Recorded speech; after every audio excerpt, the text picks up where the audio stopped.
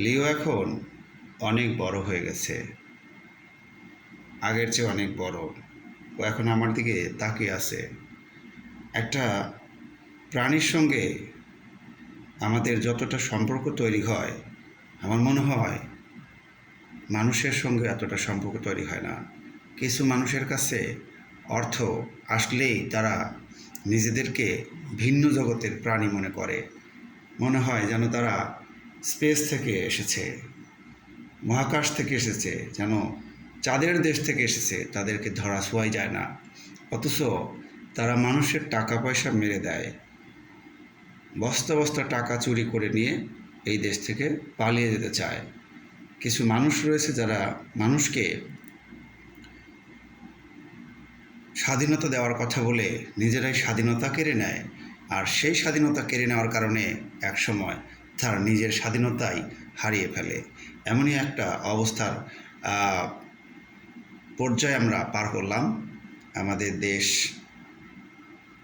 1971 সালে স্বাধীন হয়েছিল।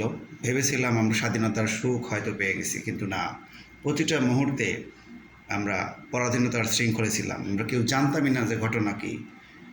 প্রতিটা পণ্যের অনেক দাম ছিল।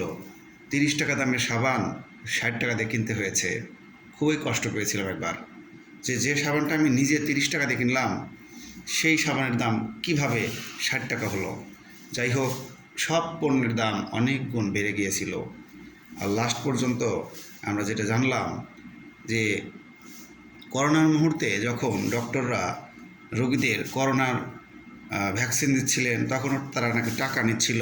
পাশাপাশি তারা যে খাওয়ার বিলটা করছিল, একটা কলার দাম নাকি 500 টাকা, হ্যাঁ, ডিমের দাম 500 টাকা। এটা কথা হইল?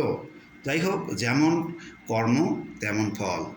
ইট মারলে পাটকেল খেতে হবে, এটাই সত্যি কথা। এই প্রাণীটির সাথে আমার সম্পর্ক রয়েছে, এই আমার কাছে রয়েছে। যাকে ভালোবাসবেন মন থেকে ভালোবাসবেন, ভেতরে ভেতরে শয়তানি রাখবেন না। সবাই ভালো থাকেন, সুস্থ থাকেন। আল্লাহ হাফেজ।